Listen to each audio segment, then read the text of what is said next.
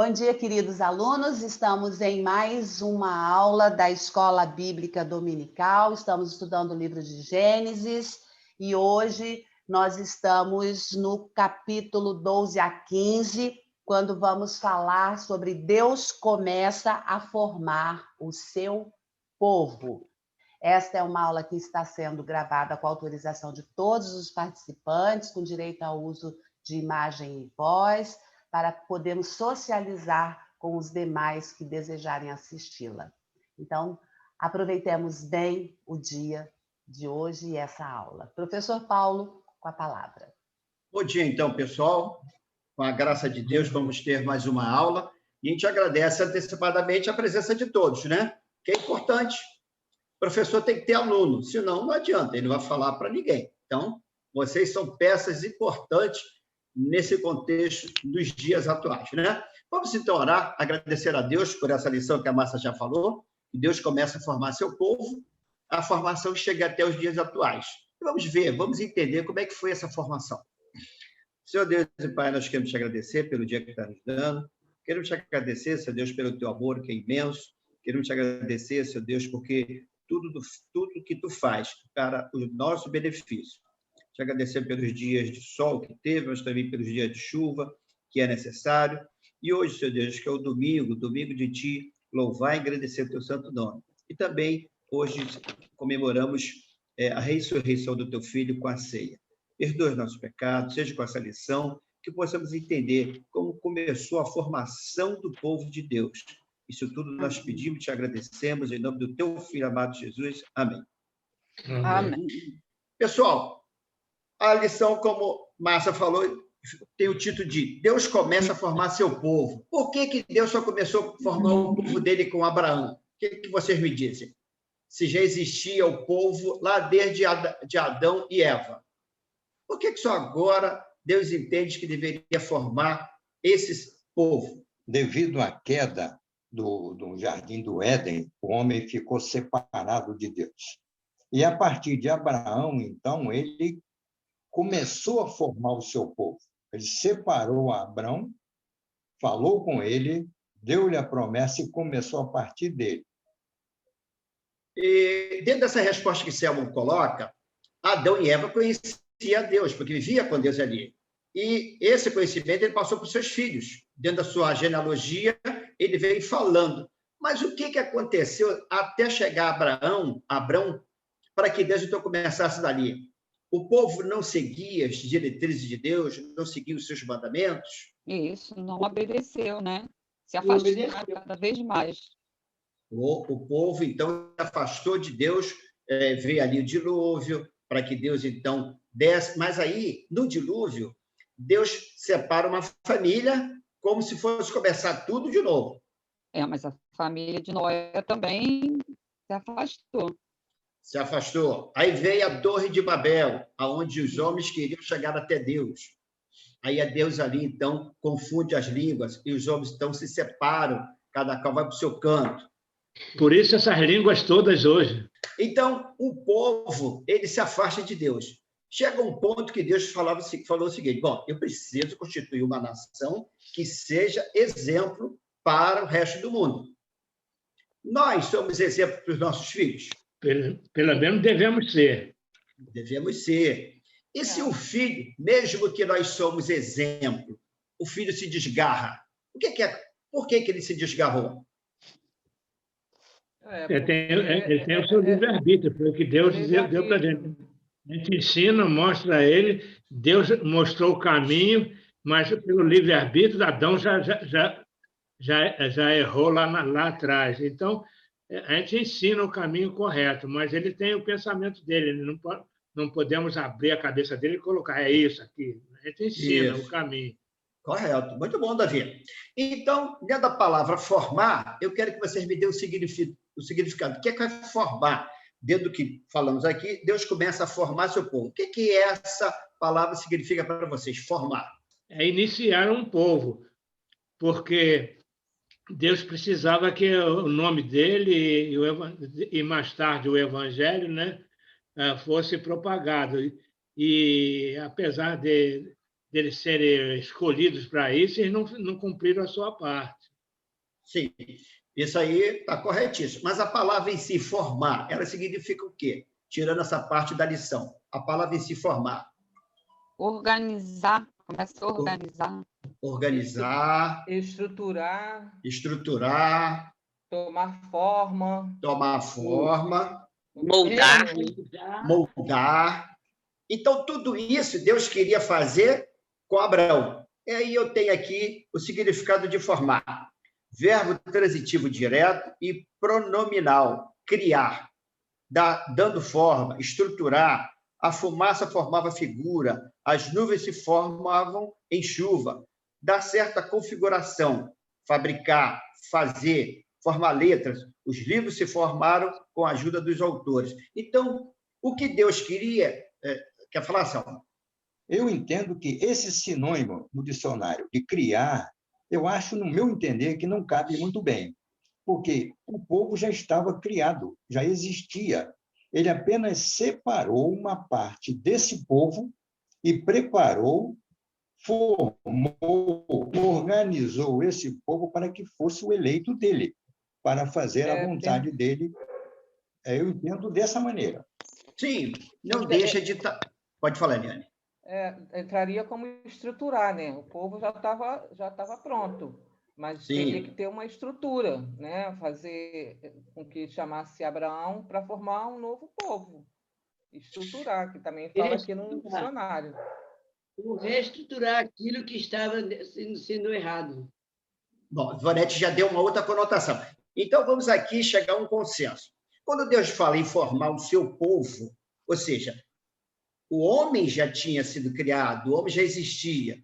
Pode ir, irmão Geraldo. O homem já existia, mas Deus queria modificar esse homem em exemplo. Quando ele fala em formar o seu povo, não quer dizer que o povo não existia, mas ele queria formar uma nação que fosse ou que fizesse a vontade dele. Por exemplo, quando Abraão chega em Canaã, o que ele encontra? Idolatria, homens sanguinários, Sodoma e Gomorra, só vivia... Já encontra um povo lá, né? Sim, já encontra um povo lá, mas um povo que não era temente a Deus. A situação aqui de formar esse povo era um povo temente a Deus. Então, olha só, quando Abraão segue a chamada, recebe promessas. Vamos aqui fazer o seguinte. Abraão tinha, então, a obrigação de formar esse povo. Deus chama ele para uma missão específica. Vamos fazer um paralelo com Moisés. Moisés, ele é chamado para dirigir a nação já formada. Qual é a diferença entre Abrão e Moisés? O que vocês acham? Abrão foi o início. Abrão foi o início. E Moisés foi para separar, tirar o povo da escravidão e levar para Canaã. Sim, mas eu digo no sentido de responsabilidade. Por exemplo, Abrão recebe a colocação de Deus e ele reclama? Não, Abrão não reclamou, não. Abrão não. Ele recebeu. Abrão recebeu o chamado e ele prontamente, a própria palavra de Deus diz que ele obedeceu. Ele saiu da parentela, deixou a família dele e ele foi fazer a vontade de Deus. Moisés, quando ele é chamado, que ele está lá no deserto, ele é chamado, ele diz que ele não pode, que ele não tem condições, que ele não sabe falar direito. Então, essa é a diferença. Isso. Então, Moisés, ele botou um monte de pretexto. E olha que era só para ele chegar e conduzir uma nação que já estava formada. Abrão, não. A palavra de Deus diz que quando ele recebeu, que Deus falou com ele saiu da parentela dele e ele foi para um lugar, para uma terra que ele nem conhecia. Então, ele foi prontamente para obedecer mesmo. Isso, muito bem. Boa explicação, irmã. Então, trazendo para os dias atuais, quando nós somos chamados a trabalhar na igreja, pegar cargos, ajudar no crescimento do evangelho, por que a gente age igual a Moisés? Reclama, diz que não sabe fazer, diz que não tem condição, diz que é gago, diz que é pesado de palavra. Tem muita gente que é consultada para qualquer cargo e nós estamos percebendo que eles têm condições de fazer aquilo, mas sempre estão negando a fazer, né? Aí ficam questionando, aí acabam não fazendo, justificando aquilo que não tem justificativo. Correto. Irmão Paulo, Pode falar, irmão Geraldo. irmão Paulo, é uma observação muito importante para nossas vidas. Nós, muitas das vezes, por receios ou por outros pensamentos, nos julgamos incapazes. Mas nós vimos que, eu não estou lembrando o versículo, que Moisés partiu. E o texto diz, a vara do Senhor, no momento em que o Senhor teve encontro com Moisés, aquela vara que apacentava as suas ovelhas, era um bem pertencente ao homem Moisés.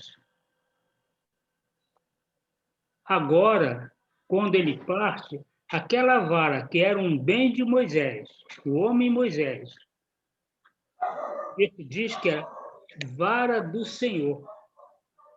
Sim, mas aí o que nós estamos colocando, irmão Geraldo, são as diferenças. Nós vamos chegar lá. Então, quando nós colocamos o nosso coração e a nossa mente como um coração e uma mente do Senhor, nós fazemos a obra do Senhor. Porque nós não temos nada, passamos a ser exclusividade do Senhor, um bem do Senhor. E Moisés mesmo diz,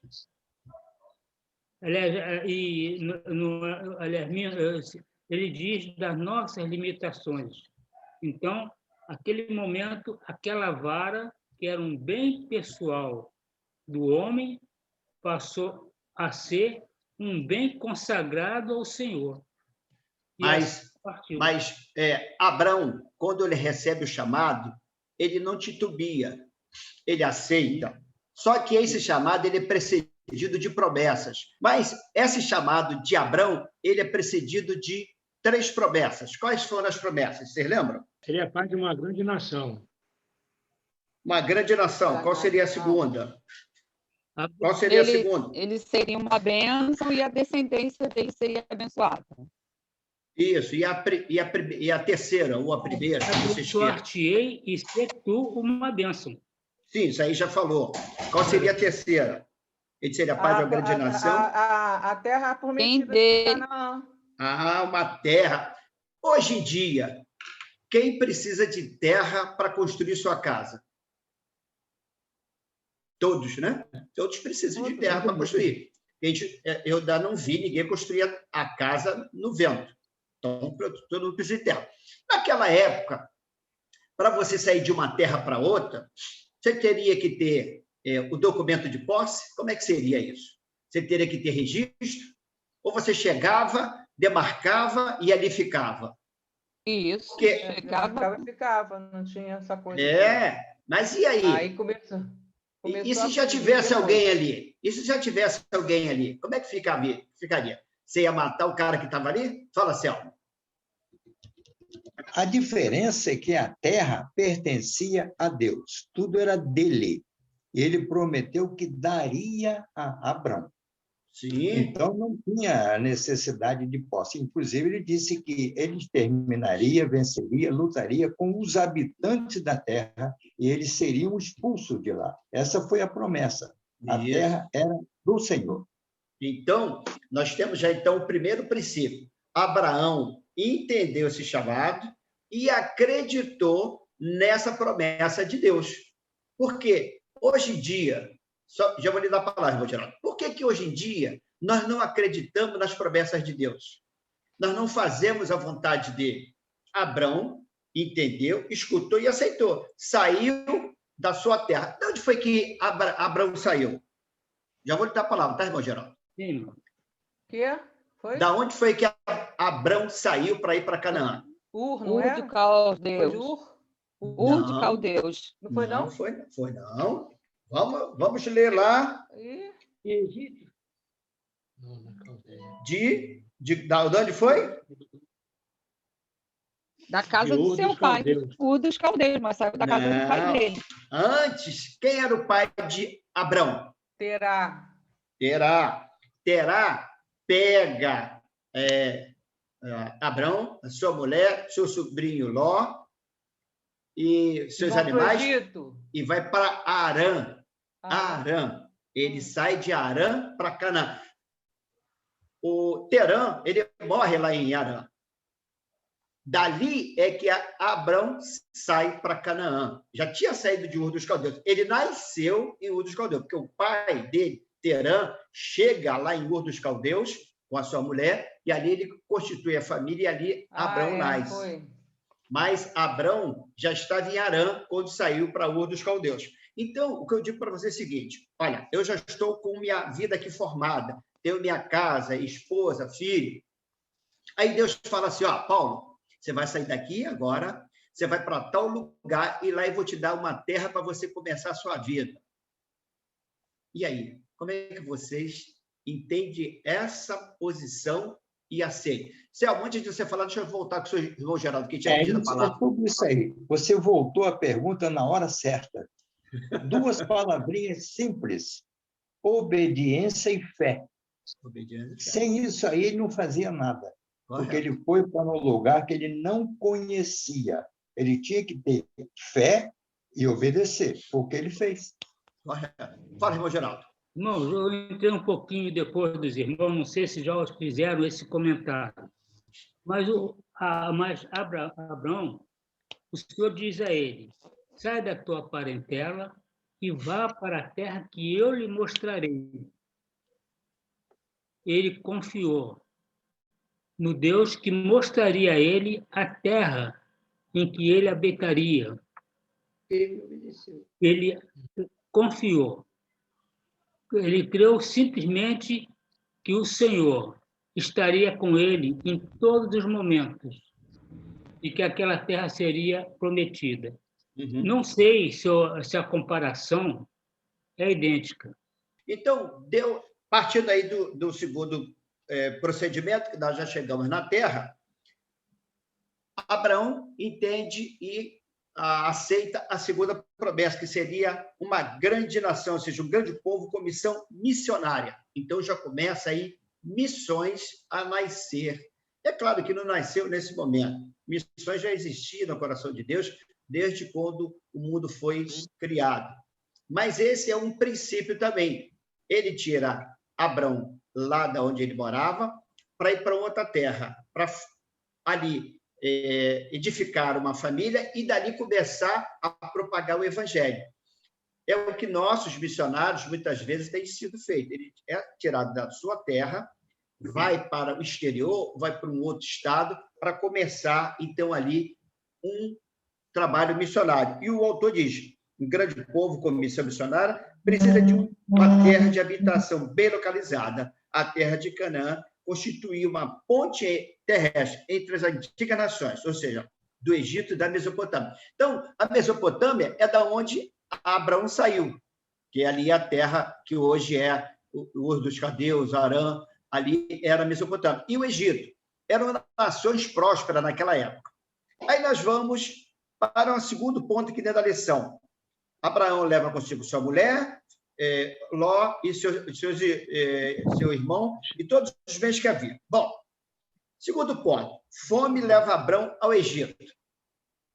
Primeiro item de que Abrão desce ao Egito por causa da fome. Ora, se Deus te prometeu uma terra e ele ali cuidaria de você, por que agora na terra começou a ter problemas de alimento? Ou seja, não estavam cultivando mais a terra estava insípida, a terra estava estéril. O que os irmãos acham? Foi um lance já primeiro para testar a fé de Abraão. Muito bem, Céu. O que os irmãos acham dessa colocação do Céu? Porque aqui na revista diz, né, a sua fé logo foi testada, né? Isso. Mas essa fé que foi testada, ela tem uma situação. quando eles chegam no Egito, o que Abraão fala para sua mulher Sarai? Ela disse que é Pode irmã, falar. né? Que não era esposa. Que ela não era esposa dele, sim, irmã. Por quê? Ficou Se com ele medo, tinha... ele teve medo. Ele teve medo, né, de ela ser bonita, formosa, e os homens matarem ele. E ela pra era poder bonita ficar e com ela. formosa, né? E o faraó poderia fazer isso. Então, ele entra com essa situação. Ora, mas cadê a fé de Abraão que está sendo testado? É que Deus não permitiria, né? Foi para lá por causa da seca, né? Que a terra estava uma seca tremenda onde ele iria, então ele foi para o Egito. E lá Deus não permitiria que acontecesse qualquer coisa com ele, nem com a esposa dele, nem com todo aquele povo que foi com ele. Mas ele temeu. Isso. Ele ficou com medo. A Ivonete aí completou. Então, vamos voltar lá ao princípio. Ele entende o chamado, tem fé e aceita o chamado. Vai para a terra de Canaã. Aí Deus, então, começa a testar ele. Fome e Canaã. Ele vai para o Egito, que era uma cidade próspera. Mas ele, no meio do caminho, ele fala para a esposa, fala para lá que você é minha irmã. Então, ele começa a ter medo de morrer. Ora, se ele sai da terra dele para uma terra que desconhece, e agora, no meio do caminho, ele começa a fraquejar, por quê? Ele começou a fraquejar. Pecador. Pela limitação humana. Porque nós somos falhos. Irmão Geraldo falou ali. Repete, irmão Geraldo. Pela limitação humana. Então, irmão... Nós somos falhos. Isso. Então, pela limitação humana, é o que acontece nos dias atuais. Nós ouvimos a chamada, nós ouvimos a colocação de Deus, no princípio a gente aceita, no meio do caminho a gente refuga. Verdade. Muitas vezes, a nossa fragilidade, né? A fragilidade do ser humano, Deus conhece, mas ele dá a condição da gente trabalhar. Ele não vai dar nada além daquilo que a gente possa fazer. Ele sempre vai dar aquilo que eu consigo fazer.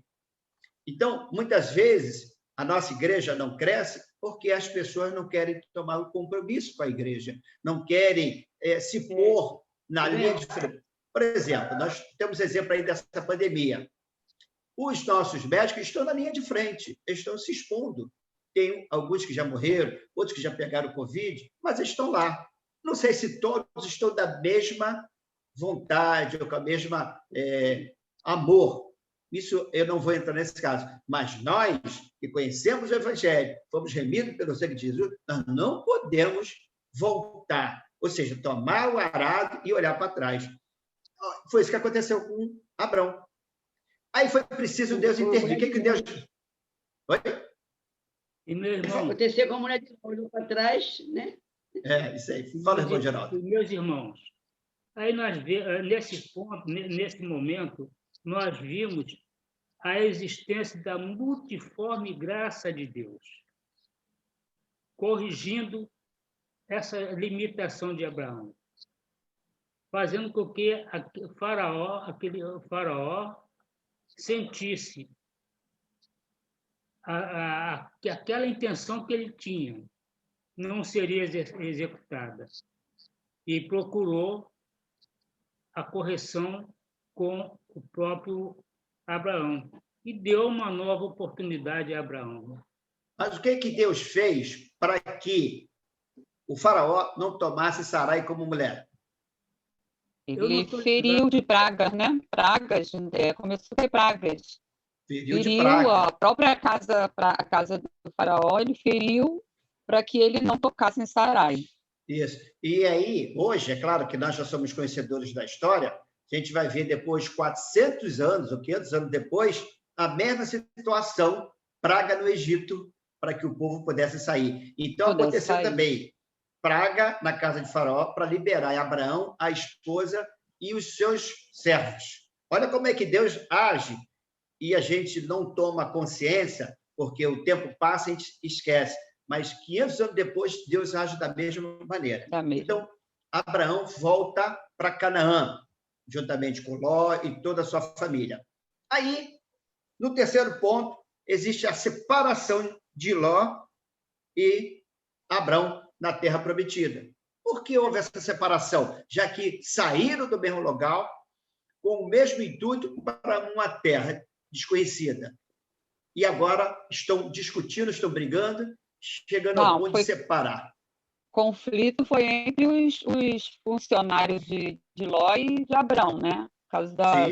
Cresceram muito, os gatos cresceram, não tinha como dar pastagem, eles brigaram, os funcionários deles brigaram, e aí foi quando eles precisaram se separar devido à contenda dos trabalhadores deles. Sim, mas eu pergunto, quem era o líder dos trabalhadores de Abrão? Abrão. Quem era o líder dos trabalhadores de Ló? Ló. Ora, então quem é que mandava? Era Abrão e Ló. Como é que eu vou me separar de alguém por causa dos meus trabalhadores? É verdade. Mas é amor, né, irmão? Porque olha só, ele tinha amor, era até dia dele, e para que os empregados não brigassem, o tio, por bem, separar. Deu uma sugestão e o sobrinho aceitou. Não, eu entendi isso, entendi também o propósito da lição. A prioridade era de Abrão. Porque Abrão é que foi chamado. Isso. Ló foi porque Abrão estava tomando conta de Ló, porque o irmão mostrou a humildade dele, dando oportunidade que o sobrinho escolhesse. Se você for para lá, ou vai para cá. A terra era grande, a terra era enorme, então ele podia fazer. Mas Abraão foi e entregou, porque a prioridade era de Abraão, de escolher. Não, eu quero esse lado aqui, você vai para lá. Isso aí tudo nós entendemos. Eu estou querendo colocar para vocês uma casca de banana, porque se eu sou o líder de uma determinada quantidade de pessoas, eu tenho que colocar a minha posição, colocar a minha ideia.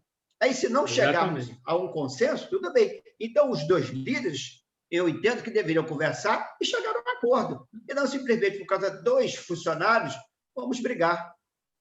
A não ser que isso é no sentido de que, não, eu vou ficar sozinho, você vai para lá. Ou não estou mais aceitando essa situação de que Deus nos colocou, ou então porque Deus colocou para Abraão e não colocou para Ló. Eu entendi toda essa situação, mas eu queria também puxar esse viés para entendermos. Ora, se eu comando a minha família tem que me obedecer. E muito mais o servo. Se eu saio com uma família de um lugar para outro, nós temos que estar unidos. Nós não podemos entrar na discussão. Tanto é que o autor começa o seguinte, o começo da degeneração da família de Ló evidencia nos versículos 12 e 13 que a escolha de Ló não era sábia, podemos ver nos comentários de Pedro. Se Deus livrou o justo Ló, atribulado pela vida. Ou seja, a família começou a entrar em atrito. Deus não constitui família para entrar em atrito. Deus constitui família para harmonizar. É claro que eu sei que conviver dentro de um lar, homem e mulher, com pensamentos diferentes, não vai dar certo. Já visto dessa pandemia, quantos casamentos estão sendo desfeitos? Porque os dois, o casal, não conversavam, não se entreolhavam-se, não tiravam momentos para conversar. E agora estão sendo obrigados, dentro da pandemia. Então, uma coisa que nunca foi feita, agora não está conseguindo. E aí, o que está acontecendo? Separação. Ora, essa separação começou a degeneração da família. E aí, para onde Ló foi um desassossego, foi um problema, e Abrão ficou ali. Então, Deus reafirmou a Abrão seu propósito pela vida naquela terra. Tudo bem. Isso se deu depois de que Ló separou dele. Sugerindo que a separação de Ló ocasionou para Abrão mais um teste de fé. Ou seja, nós estamos vendo, o primeiro teste de fé é quando Abrão sai da sua casa. O segundo teste de fé é quando ele chega em Canaã. O terceiro teste de fé é quando ele vai para o Egito. Quarto teste de fé agora, quando Ló se separa dele. A separação pela morte é uma coisa. Eu vou dar a palavra, Eliane. Separação pela morte é uma coisa. Agora, a separação pela briga é pior ainda.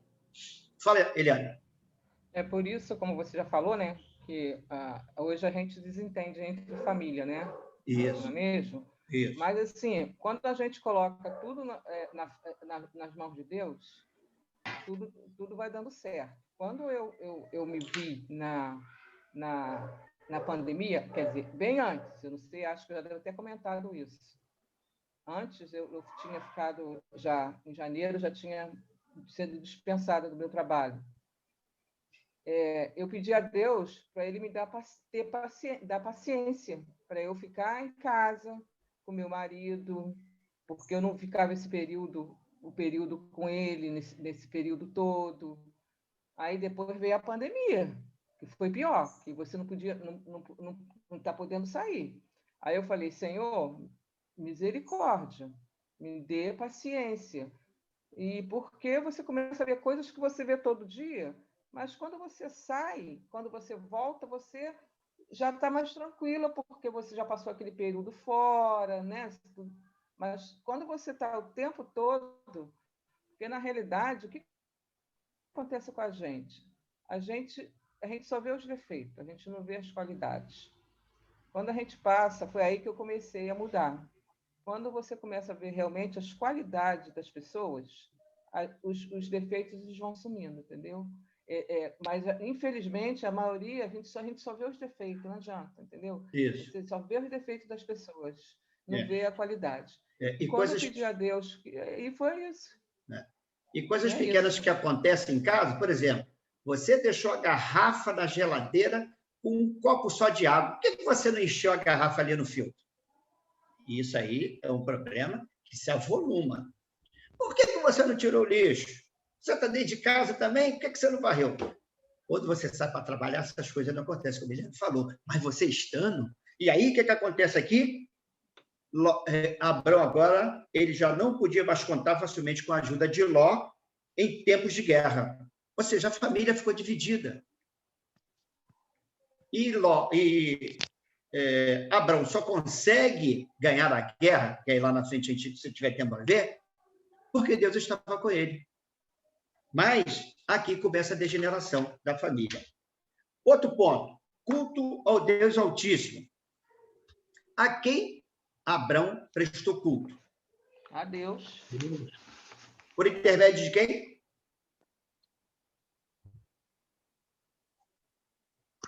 Melquisedeque. Melquisedeque. E quem era Melquisedeque? Era o rei de Salém, e era o sacerdote. Até hoje eu estou querendo ver. Era rei de Salém e sacerdote. E vocês sabem de onde apareceu esse camarada? Deus Altíssimo. Então, vamos lá. Eu também fui pesquisar. A Bíblia, apesar das raras referências a ele, ou seja, a Melquisedeque, o livro sagrado refere-se a Melquisedeque como um sábio rei de uma terra chamada Salém e sacerdote do Deus Altíssimo. Gênesis 14, 18. No Novo Testamento, ele é comparado a Jesus, de quem é dito ser, segundo a ordem de Melquisedeque, Epístola aos Hebreus. Então, Melquisedeque é um personagem enigmático na história bíblica, mas ele foi um verdadeiro adorador no meio de uma gente idólatra. Então, meus irmãos, mesmo antes de Deus formar o povo que seria a nação judaica, já existiam pessoas que adoravam o Deus Altíssimo. E no meio de uma gente idólatra e corrompida, exerceu o papel de rei e sacerdote, sem fazer parte da linhagem de Israel. Ele não era judeu. Vocês sabiam que, para circuncidar um filho judeu, era necessário que a mãe fosse judia e não o pai? Vocês sabem por quê? Não, eu não sei. Por quê? Porque o pai poderia ser qualquer um. Ele poderia ser grego, romano, mas só podia ser de mãe judia. Se a mãe fosse judia, então o filho era judeu. Então ele podia ser circuncidado. Então, voltando aqui. Exerceu o papel de sacerdote sem fazer parte da linhagem de Israel. E Melquisedeque, rei de Salém, trouxe pão e vinho. Este era sacerdote de Deus Altíssimo. Lá em Hebreus 7, temos o seguinte: porque esse Melquisedeque, que era rei de Salém, sacerdote de Deus Altíssimo, e que saiu ao encontro de Abrão quando ele regressava da matança dos reis e o abençoou na guerra, porque esses reis levaram a família de Ló cativa. Abraão, com metade do povo, porque Ló, quando ele foi, ele levou metade dos seus que estavam ali. E quem eram aqueles que estavam com Abraão? Eram homens que cuidavam de ovelhas, de cabra, cuidavam da terra.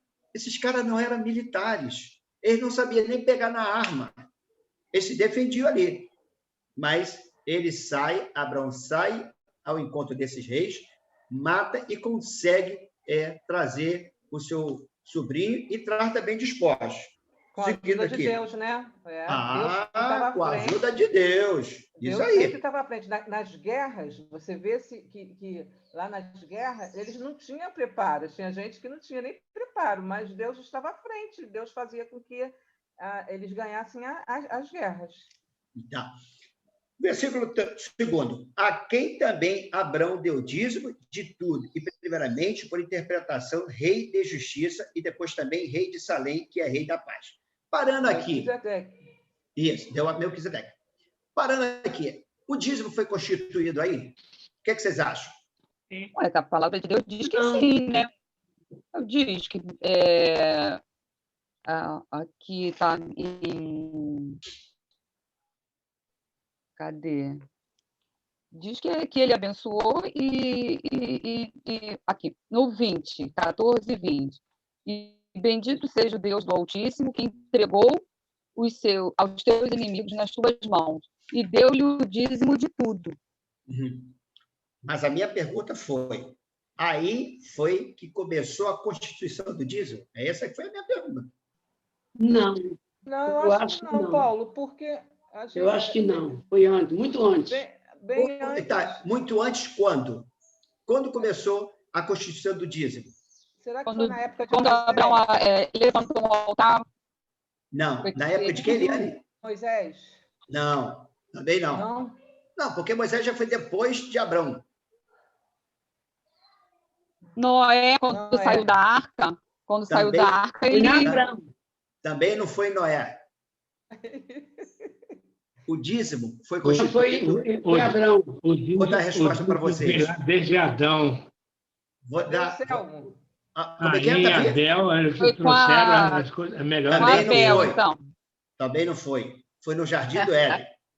Vou dar a resposta para vocês. Lembra que Deus falou para Adão e Eva o seguinte, de toda a árvore que está aqui... O dízimo já começou lá. Deixa eu só explicar, Davi. De toda a árvore que está aqui, de tudo que aqui está, vocês podem usufruir. Mas dessa árvore que está aqui no meio, vocês não comam. Então, de quem pertencia aquela árvore? Senhor.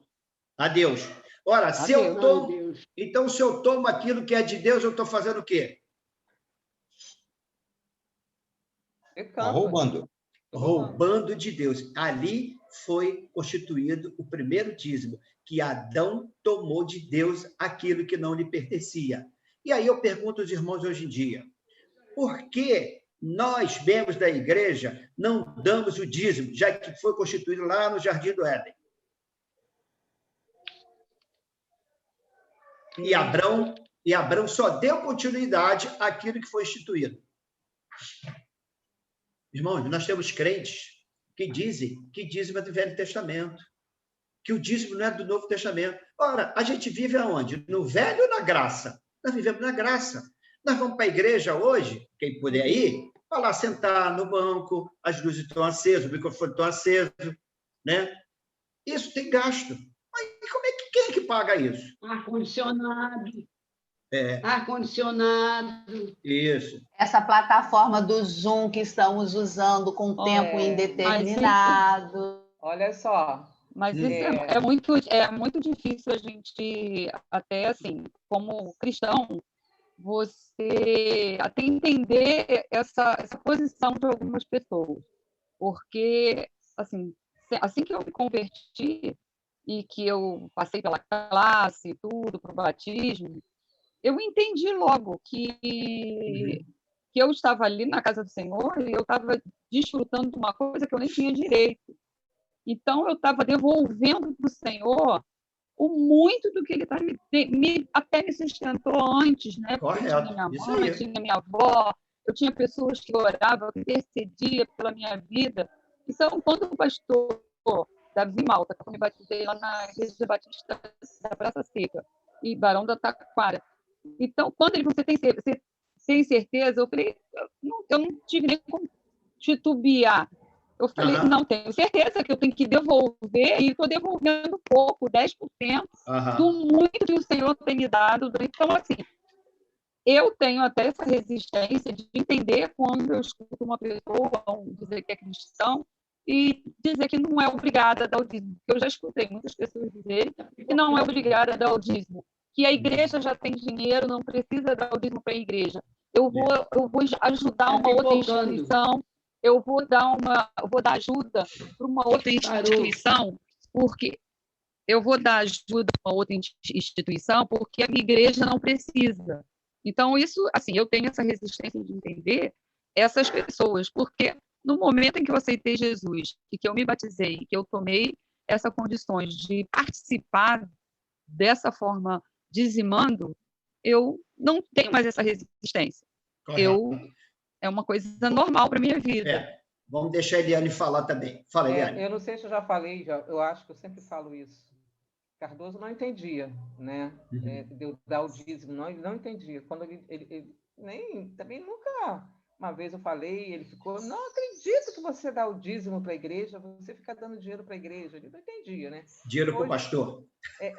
Hoje ele entende, né? Por quê? Eu passei para ele, quem é que paga as coisas da igreja? Tem um templo que tem que ser mantido, tem funcionários, a gente tem ar-condicionado, tem isso. Então, nós temos que dar para cuidar da casa de Deus. Hoje ele entende, entendeu? Só que eu dou a minha parte. Né? Ele não é. Então, mas ele entende.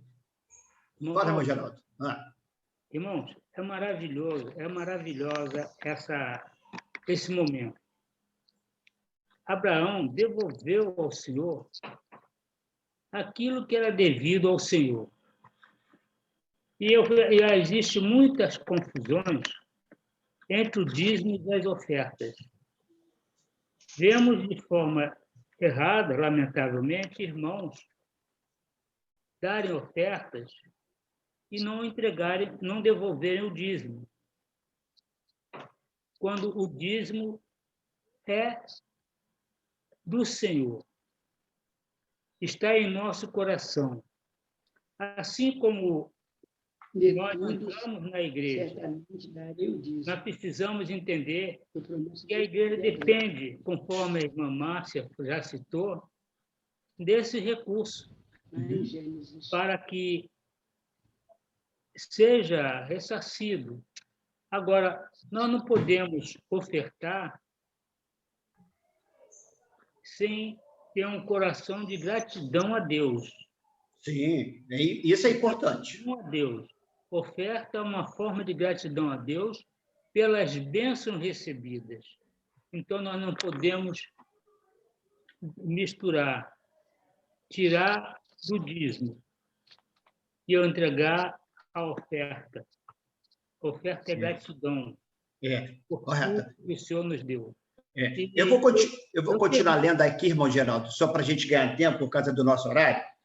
Em Gênesis 14, 20, diz o seguinte: vemos a primeira menção ao dízimo na Bíblia. O fato de Abrão dar o dízimo ao sacerdote Melquisedeque nos mostra que isso já era uma prática conhecida, bem antiga, antes mesmo da existência dos levitas, ministros religiosos que eram mantidos com o dízimo. Entretanto, em Números 18, 24 e 26. Entretanto, podemos ver a existência do princípio do dízimo, foi quando eu falei.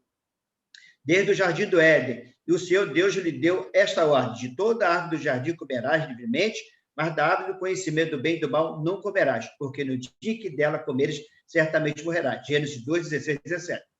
Deus havia dado a Adão e Eva todas as árvores frutíferas para alimento, com exceção de uma, a árvore do conhecimento do bem e do mal. O Senhor deu tudo ao casal, mas requereu para si uma parte. Ao não tocar nesta parte que pertencia a ele, nossos primeiros pais estariam reconhecendo que o Eterno é o dono de tudo, Salmos 24, 1.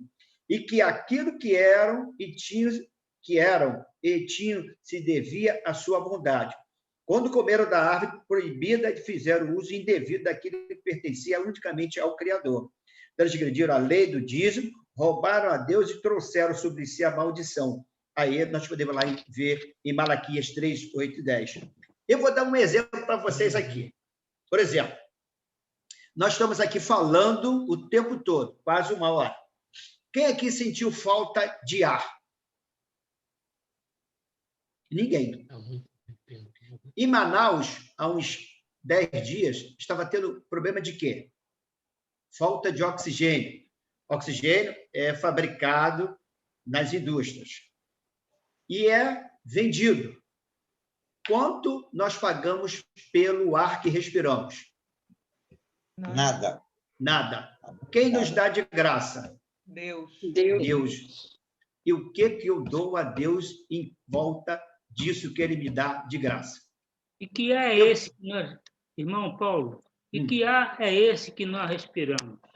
A não ser o ar do fôlego do Espírito de Deus. O ar da vida. Viver. Então, o que Deus quer? Ele quer a minha vida. Ele quer que eu faça a vontade dele. E essa, irmãos, é uma das vontades. Irmãos, nós não podemos ficar achando que a Bíblia tem um divisor entre Velho Testamento e Novo Testamento. Ora, o dízimo foi instituído no Jardim do Éden para ser cumprido até o dia da minha morte. E terminando, o herdeiro e a justificação pela fé. Quem era o herdeiro de Abraão? Eliezer. Eliezer, se caso Abraão morresse sem filho. Sem filho. Sem filho. Sem filho. Tudo bem. Mas Deus tinha dado uma promessa, né, Eliane? Nós vimos no início da lição. Que ele seria pai de uma grande nação. Então, no momento lá, Sarai, não sei por que as meninas pensam dessa maneira. Sempre quer dar um jeitinho, mas não sou contra as meninas, não.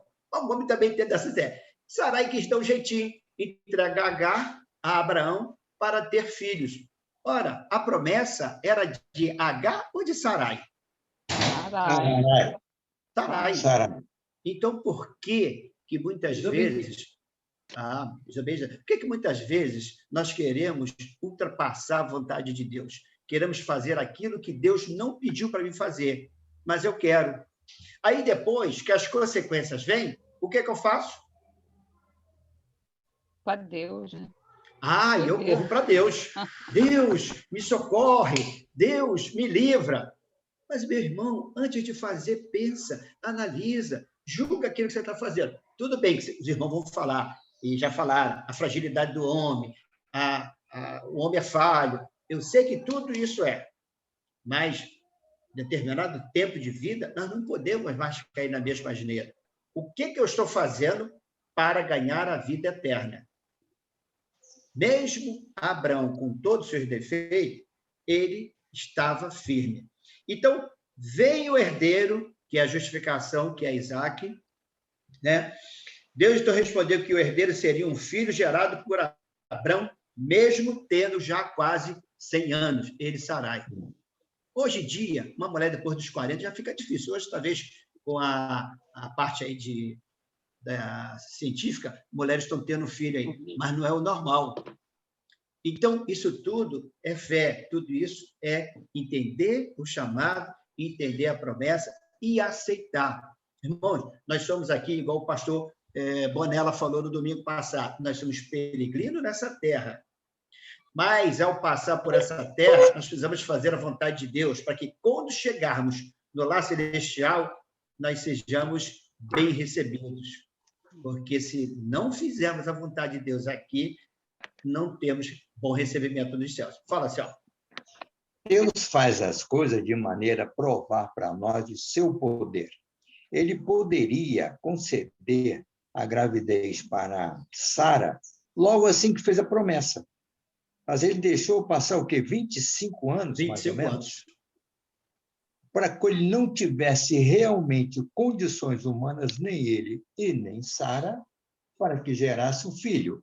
Assim como aconteceu com a morte de Lázaro.